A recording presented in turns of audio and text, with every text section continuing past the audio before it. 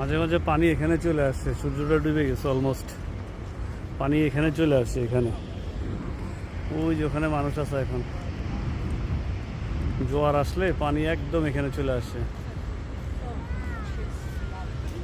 খুবই সুন্দর একটা প্লেস।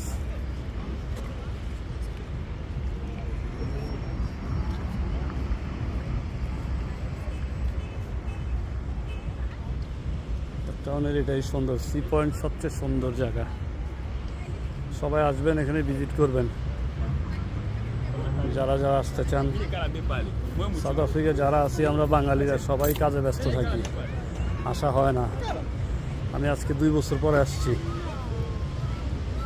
কি সুন্দর একটা ওয়েদার, কি সুন্দর একটা পরিবেশ, আলহামদুলিল্লাহ।